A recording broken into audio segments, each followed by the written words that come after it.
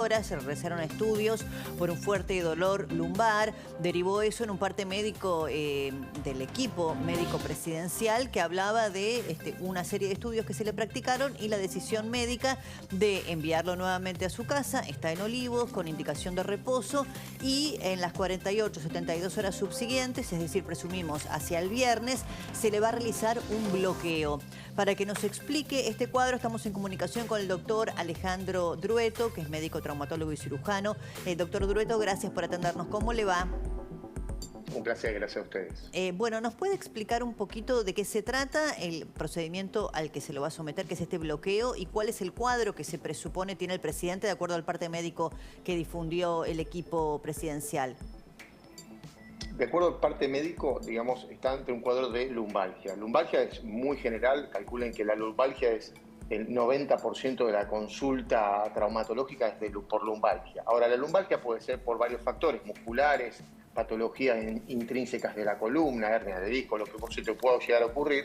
Dentro de esa patología, evidentemente, está ante un cuadro de hernia de disco. Esa hernia de disco, en general, no va a causar solo lumbalgia, sino que te va a causar, por ejemplo, ciática, cruralgia. O sea, la típica terminología, me agarró una ciática, bueno, es una hernia de disco L4, L5 o L4, L5, en el cual me genera una compresión del nervio hacia alguno de los lados de la pierna y eso me da irradiación hacia el glúteo y hacia toda la pierna.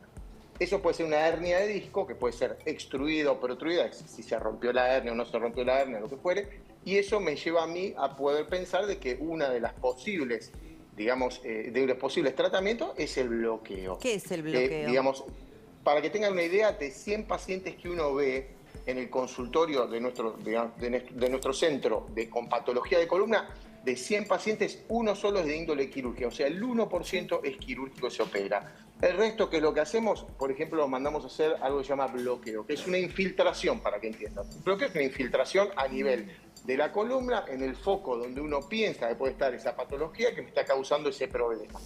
Ahora, obviamente, ese bloqueo, esa infiltración no es de índole curativa, o sea, no lo voy a curar al paciente, no es que se va a ir completamente esta hernia de disco y va a desaparecer y mi problema se va, digamos, a esfumar. O sea, lo que va a pasar es que va a disminuir ese proceso inflamatorio local que está causándole la problemática y eso va a generar que ese nervio se alivie y el problema ya cese. Ahora puede regresar, puede volver y si la hernia es muy grande, obviamente ya se torna de índole quirúrgica. ¿Y es complejo el procedimiento, doctor, o usted lo calificaría de simple? No, ¿Cuán invasivo es? No, a ver, se le solicita ayuno, se le solicita un estudio de sangre completo, un coagulograma al menos, se lo coloca dentro de un aparato que se llama tomógrafo. Esos tomógrafos, digamos, uno va localizando, digamos, por el ángulo de patología que pueda tener, se localiza y se infiltra el foco exacto donde tiene la patología. Bien, y digamos, antes del bloqueo, que se supone, como usted decía, que es paliativo y que alivia la inflamación, antes del bloqueo, ¿se supone que duele mucho? ¿Está dolorido el presidente? A ver, para indicar un bloqueo tenés que estar dolorido, tenés que tener un dolor muy punzante a nivel lumbar bajo y también no solo eso, sino que además puede tener irritación neurológica y eso tiene indicación de bloqueo. O sea, es muy poco probable, o sea, el 99% de los pacientes que tienen patologías de estas características, antes de decidir una cirugía, por lo menos haces 1 a 2 bloqueos. Gracias, doctor. Un placer, gracias a ustedes. Muy bien.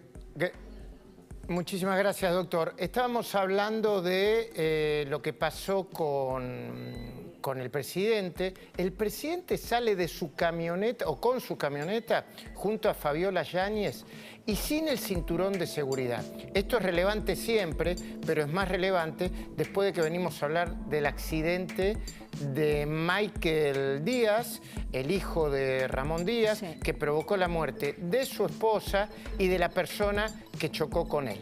Juan Pablo Zanotto, contanos un poco lo que implican estas imágenes para quienes nos importan las normas de tránsito. Sí, llamó poderosamente la atención ver al presidente de la Nación, a la primera dama Fabiola Yáñez, también a quienes manejaban el vehículo que trasladaba al presidente, al chofer, a la persona que estaba en el lado del acompañante. Ninguno de ellos tenía puesto el cinturón de seguridad. Esto era la salida de la clínica Otamendi y Miroli. Digamos que estamos hablando de la seguridad del presidente de la Nación, nada más ni nada menos, quien debe dar el ejemplo además. Sobre todo teniendo en cuenta que desde la Agencia Nacional de Seguridad Vial, y hay que destacarlo, se hacen campañas permanentes, ¿no? Sí. Para que se use el cinturón de seguridad. Juan Pablo, vos te acordás que hace poco comentamos que había sido muy criticado en redes sociales Martiniano Molina por no usar el cinturón de seguridad. Estaba en el asiento de atrás de un vehículo recorriendo una ruta provincial y de hecho, bueno, la Asociación Civil Luchemos por la Vida hizo el punto, emitió un comunicado y él tuvo que salir a pedir disculpas, ¿no? A hacer autocrítica. Pero desde ya, Marina, porque estamos hablando no solo en estas cuestiones de tránsito, del cuidado de los demás, cuando uno no respeta las normas de tránsito, de las desaprensiones a la vida ajena y la propia. En este caso es el cuidado personal del presidente de la Nación, de la primera dama, de quienes integran la comitiva. Y llama poderosamente la atención que teniendo una Agencia Nacional de Seguridad Vial, que como siempre digo, destaco las campañas que hace permanentemente, el propio presidente no use el cinturón. Y lo que me pregunto también es si el hecho de que no lo utilizara en esta maniobra que ustedes veían que sale rodeado de periodistas y de gente del vehículo y después pega una acelerada tremenda sobre la calle Ascuénaga llegando a Córdoba. Digo, si no lo utilizaba en ese momento, ¿utiliza habitualmente el cinturón de seguridad? Porque quienes lo utilizamos, lo primero que hacemos es colocarnos el cinturón de seguridad cuando subimos al auto. Recordemos que el expresidente Raúl Alfonsín, ya fallecido, tuvo muy serio accidente, creo que fue en la provincia de Río Negro, por no usar el cinturón de seguridad.